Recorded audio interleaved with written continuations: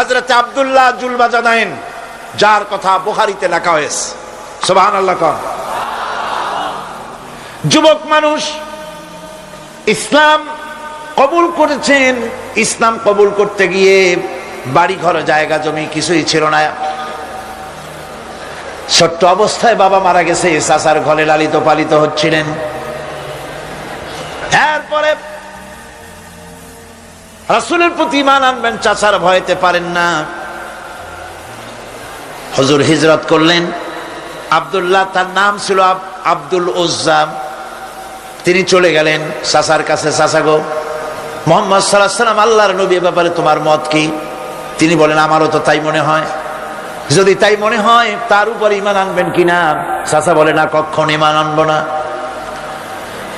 ভাতিজা বলতেছেন, চাচাজি, বছরের পর বছর ধরে অপেক্ষা করতেছিলাম, আমি আপনার অধীনে আছি বলে ইসলাম কবুল করতে পারি নাই। আমার ইচ্ছা ছিল আপনি আগে করবেন, তারপরে আপনাকে দেখা দেখি আমি করব। কিন্তু আপনি যখন ইসলাম কবুল করলেন না, আর করবেন না বলে যখন ঘোষণা দিলেন, আপনাকে উপস্থিত রেখে আমি ঘোষণা দিলাম, লা ইলাহা ইল্লাল্লাহু মুহাম্মাদুর রাসূলুল্লাহ। চাচা বলছে, ভাতিজা, এর পরিণাম জানো? কয়, না, জানি না। এর পরিণাম হচ্ছে তুমি আমার বাড়িতে থাকো, আমার বাড়ি ছাড়তে হবে। বললেন, রাজি আছি। উট ছাগল ভেড়া ঘোড়া যা দিছি ছাড়তে হবে। বলছে, রাজি আছে। চাচা বলছে, শুধু তাই নয়, পরনের যে লুঙ্গি আছে, গায়ে যে জামা আছে, তামার পয়সার লুঙ্গি জামা ছাড়তে হবে। ভাতিজা বলছে, ঈমানের জন্য যা চাও সব ছাড়িয়ে দেব। জামা লুঙ্গি খুলে ফেলে দিয়ে দিলেন। হাদিস। তিনি চলে গেলেন মায়ের কাছে। ওই অবস্থায় মা এই যুবক ছেলেকে উলঙ্গ অবস্থায় দেখে দুই হাত দিয়ে নিজের চোখ চেপে ধরেছেন। বাবা, তোমার এই অবস্থা কেন? ছেলে বলছেন, মা, ঈমান আনার কারণে আমার এই অবস্থা হয়েছে। মা বলে, বাবারে, কি চাও আমার কাছে? আব্দুল উজ্জা বলছে, মা, কিচ্ছু চাই না, একটুখানি কাপড় আমারে দাও, আমি বিশ্ব নবী মুহাম্মদ সাল্লাল্লাহু আলাইহি ওয়াসাল্লামের খেদমতে যেতে চাই। মায়ের কাছে পুরানা কম্বল ছিল, কম্বলটা তিনি দিয়ে দিলেন। হযরতে, এখনো তো সে মুসলমান হয়নি, ওই কম্বলটা ছিঁড়ে নিয়ে দুই টুকরা করে কম্বলটা পরলেন, আদাটা, তাতে করে হাঁটু ঢাকে না, আর একটা কোন রকম গায়ে দিলেন। এরপরে হেঁটে হেঁটে কষ্ট করে মদিনায় চলে গেলেন। মসজিদে নববীর ভিতরে ঢুকে দরজার কাছে বসা বিশ্বনবী জনাবে মুহাম্মদুর রাসূলুল্লাহ সাল্লাল্লাহু আলাইহি ওয়াসাল্লাম মসজিদে নববীতে, যুবক, হাঁটুর উপরে কাপড়, মাথার চুল উস্কো খুস্কো চেহারা, ক্ষুধার্ত চেহারা। হুজুর জিজ্ঞেস করছেন, তুমি কে? তিনি বললেন, আমার নাম আব্দুল উজ্জা। তোমার এই অবস্থা কেন? তিনি বললেন, হুজুর, ঈমান আনার জন্য বাড়ি ঘর জায়গা জমিন উট বাছুর সব হারাইছি, এমনকি পরনের লুঙ্গিও আমারে দেয় নাই, মার কম্বলটা ছিঁড়িয়ে এনেছি। নবীজি আসহাবে সুফফার ভিতরেই তাকে বসতে দিলেন, তাকে থাকতে দিলেন, আর বললেন, তারে কোরআন শরীফ শিখাবা। আব্দুল উজ্জাকে হুজুর বললেন, তোমার নাম উজ্জা নয়, তোমার নাম আব্দুল্লাহ। হাদিস শরীফে এসেছে, আল্লাহর কাছে দুইটা নাম বেশি প্রিয়, একটা হচ্ছে আব্দুল্লাহ আর একটা হচ্ছে আব্দুর রহমান। মুসলমান হলেন। এরপরে আসহাবে সুফফার মধ্যে বসে আছেন, কোরআন শরীফ জোরে জোরে তেলাওয়াত করেন। আসহাবে সুফফা রাসূলের কাছে নালিশ করলেন, অভিযোগ করলেন, হুজুর, এই আব্দুল্লাহর কোরআন শরীফ এত জোরে পড়ে, তার চিল্লানির জ্বালায় আমরা বিশ্রাম করতে পারি না। নবীজি বললেন, সাহাবীরা, আব্দুল্লাহকে বেশি করে চিল্লাইতে দাও, বাধা দিও না, কারণ তার ঈমান বড় দামের ঈমান হয়েছে, ঈমান আনতে গিয়ে কিছু আনতে পারে নাই, তাকে বাধা দিও না, প্রাণ ভরে চিল্লাইতে দাও, জোরে জোরে পড়তে দাও। ইতিমধ্যে তাবুকের যুদ্ধের রণদামামা বেজে উঠেছে। রোমান সৈন্যরা হুজুরের সঙ্গে যুদ্ধ করবে, জিহাদ করবে, ইসলামকে পরাজিত করার জন্য তারা আক্রমণের প্রস্তুতি নিল। নবীজি রোমানদের সঙ্গে লড়াই হবে বলে সাহাবায়ে কেরামদের কাছে সাহায্য চাইলেন, যার কাছে যা আছে অস্ত্রপাতি জমা করো, টাকা দাও, পয়সা দাও। সবাই মিলে দিতে লাগলেন। দিতে দিতে মহিলারা গলার হার, নাকের ফুল, কানের দুল হুজুরের সামনে স্তূপ হয়ে গেছে, টাকা কড়ি সোনা দানা সব শুদ্ধ। হুজুর বলছেন, সাহাবীরা সবাই তো সব জিনিস দিলে, আমার আবু বকর রে দেখি না কেন? হযরত আবু বকর রাদিয়াল্লাহু তাআলা আনহু একটা পিলারের আড়ালে দাঁড়ানো ছিলেন।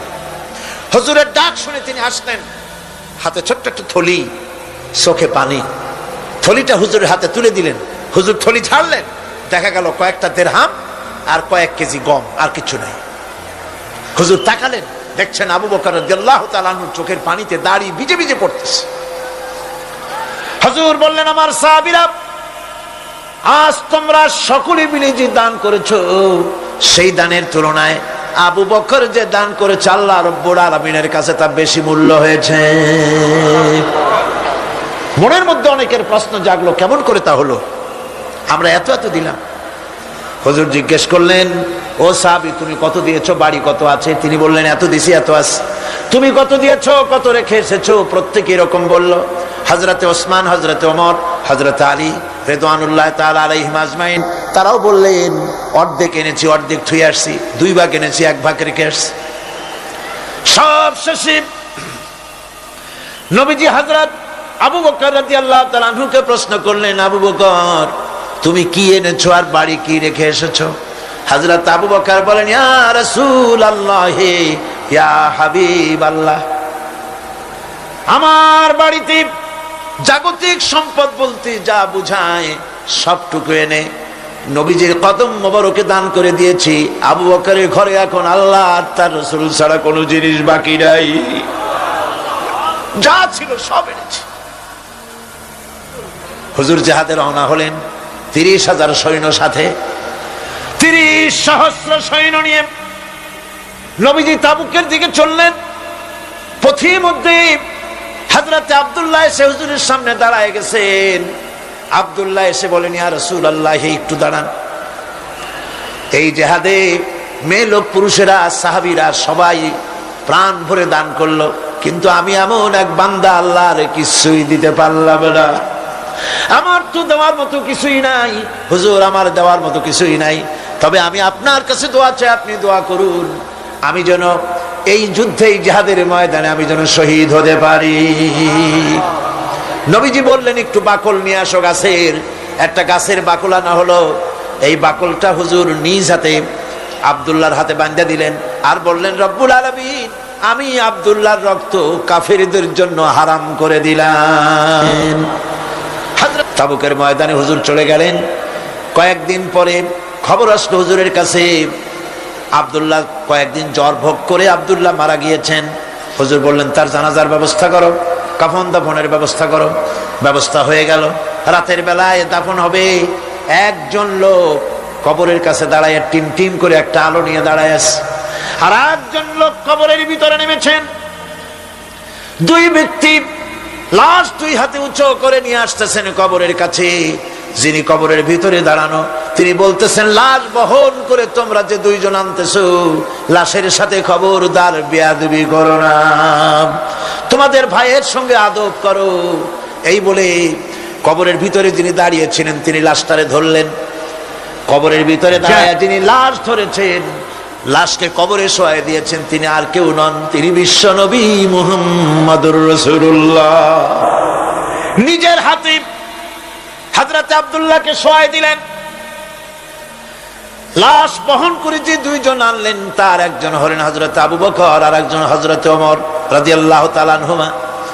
আর আলো নিয়ে যিনি দাঁড়িয়েছেন, টিম টিম করে জ্বলতেছেন, তিনি হযরত বেলাল। কবরের ভিতরে হযরত আব্দুল্লাহকে শুইয়ে দিয়ে উপরে মাটি দিয়ে নবীজি কবরের 2 দিকে হাত দিয়া আল্লাহ রাব্বুল আলামিনের দরবারে ফরিয়াদ তুললেন, রব্বুল আলামিন, আমি আজকে সন্ধ্যা পর্যন্ত এই আব্দুল্লাহর প্রতি রাজি ছিলাম, খুশি ছিলাম। আল্লাহ গো, তুমি আব্দুল্লাহর প্রতি রাজি হয়ে যাও। হযরত ইবনে মাসউদ রাদিয়াল্লাহু তাআলা আনহু পাশে দাঁড়ানো ছিলেন।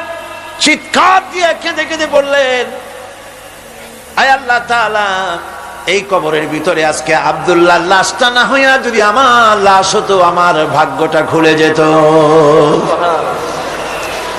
শহীদের মর্যাদা আল্লাহ পাকের কাছে সব থেকে বেশি। এই শহীদের পথ নিয়ামত প্রাপ্তদের পথ। যারা নিয়ামত পেয়েছে পৃথিবীতে, নবীজিন, সিদ্দিকিন, শুহাদা, এরাই হচ্ছেন নিয়ামত প্রাপ্ত। আল্লাহর রাস্তায় জীবন দেওয়ায় যে মজা, পৃথিবীতে আর কোনো কিছুতে সেই মজা নাই। হযরত ওমর রাদিয়াল্লাহু তাআলা আনহু দোয়া করতেন, আল্লাহুম্মা রযুকনি শাহাদাতান ফি সাবিলিক ওয়াজআল মাউতি ফি বালাদি রাসূলিক। আয় আল্লাহ, তুমি আমাকে শাহাদাতের মত আমাকে দান করো। শাহাদাতের তামান্না প্রত্যেকটি মুসলমানের ভেতরে থাকতে হবে। শহীদ হওয়া যাবে ইসলামের জন্য। সময় হয়তো আসতে পারে, হয়তো এমন সময় আসতে পারে যখন কোরআনের মর্যাদাকে টিকে রাখার জন্য, সুন্নতে নববীকে টিকে রাখার জন্য জান দেওয়া লাগতে পারে। তখন কি আপনারা জীবন দিতে পারবেন? কোন অবস্থাতেই ইসলামী আদর্শের বিরুদ্ধাচরণ করেনি তারাই হচ্ছেন সালেহীন। ইসলামের আদর্শ ছাড়ে নাই, পরিত্যাগ করে নাই, জীবনের সবকিছুর বিনিময় এটাকে আঁকড়ে ধরে থেকেছেন। ইসলামী আদর্শের পরিপন্থী কিচ্ছু করেন নাই। এরা হচ্ছেন সালেহীন। কোন আলহামদুলিল্লাহ। আল্লাহর অনুগ্রহ প্রাপ্ত কয় শ্রেণী? 4 শ্রেণী। নবীজিন, সিদ্দিকিন, শুহাদা, সালেহীন। এই 4 শ্রেণীর লোকেরাই হচ্ছে নিয়ামত প্রাপ্ত। আমরা বলেছি সিরাতাল্লাযীনা আন'আমতা আলাইহিম গায়রিল মাগদুবি আলাইহিম ওয়ালাদ-দাল্লিন। নিয়ামত প্রাপ্তদের পথ চাই, অনুগ্রহ প্রাপ্তদের পথ। আর অভিশপ্ত পথভ্রষ্টদের পথ আমরা চাই না, আমরা পরিহার করে চলবো। এটা একটু ওয়াদাও বটে। আল্লাহ রাব্বুল আলামিন বলেন, শোনো কারণ কি? وَضُرِبَتْ عَلَيْهِمُ الْمَسْكَنَةُ ذَلِكَ بِأَنَّهُمْ كَانُوا يَكْفُرُونَ بِآيَاتِ اللَّهِ وَيَقْتُلُونَ الْأَنْبِيَاءَ بِغَيْرِ حَقٍّ ذَلِكَ بِمَا عَصَوْا وَكَانُوا يَعْتَدُونَ। তাদের উপর দারিদ্র এবং অসহায়তার অভিশাপ বর্ষিত হয়েছে। এর কারণ হলো তারা আল্লাহ পাকের আয়াতকে অস্বীকার করেছে। তারা অকারণে আল্লাহর নবীদেরকে হত্যা করেছে এবং প্রত্যেকটি ব্যাপারে আল্লাহর শরীয়তের সীমা লঙ্ঘন করেছে। যুরিবাত আলাইহিমুল যিল্লাতু ওয়াল মাসকানা ওয়া বাউ বিগাদাবিন মিনাল্লাহ। আল্লাহ পাক বলেছেন, চিরকাল ইহুদিরা অভিশপ্ত, তাদের কোন আবাসস্থল হবে না, সারা জীবন ঘুরে বেড়াবে। আপনারা বলবেন, কই ঘুরে বেড়ায় না তো, তাদের তো জায়গা হইছে জেরুজালেমে, ইসরায়েলে, সেখানে তারা জায়গা করে নিয়েছে। তাহলে এটা কেমন হলো? এটা এইভাবে হয়েছে। ওখানে তাদেরকে প্রতিষ্ঠিত করেছে আমেরিকা, ঠিক কিনা? আল্লাহ পাক কোরআন শরীফের মধ্যে বলেছেন, যদিও মানুষের সাহায্যে কোনো জায়গায় তাদেরকে আল্লাহর ইচ্ছায় অথবা মানুষের সাহায্যে কোথাও যদি জায়গা হয়, অপমানের জীবন যাপন করতে হবে সারাটা জীবন, কিয়ামত পর্যন্ত দুকে দুকে মরতে হবে, দেশে দেশে ঘুরে বেড়াতে হবে ভিক্ষুকের মতো। সে অবস্থাই হয়েছে। আমেরিকা ওদের উপর থেকে হাত উঠায় নিক, মধ্যপ্রাচ্যের আজকের 20 ফোড়া ইসরায়েল, আমেরিকা যদি তাদের রুবুবিয়াতে প্রতিপালনের হাতটা উঠায় নেয়, তাহলে আরব দেশে যত লোক আছে যুদ্ধ করা লাগবে না, এক পাশে গিয়ে পেশাব করলে ভাইসে লোহিত সাগরে চলে যাবে। সুতরাং এই ইহুদিদের পথ অনুসরণ করা যাবে না। ইহুদিরা অপরাধ করছিল কি? একটু আগেই বললাম, তারা আল্লাহর আয়াতকে অস্বীকার করেছে, তারা নবীদেরকে হত্যা করেছে। এটাই হলো তাদের অপরাধ। তারা শরীয়তের ব্যাপারে বাড়াবাড়ি করেছে। আর খ্রিস্টানরা, তাদের অপরাধ কি? তাদের অপরাধ হচ্ছে তারা আল্লাহর বিধানের উপরে তারাও বাড়াবাড়ি করেছে। তারা নিজেদের আল্লাহর বিধান বাদ দিয়ে নিজেদের মন গড়া জীবন যাপন শুরু করেছে। তারা ঈসা আলাইহিস সালামকে আল্লাহর ছেলে বানাইছে। তারা মদ খায়, তারা জিনা করে, তারা শুকর খায়, তাদের উপরে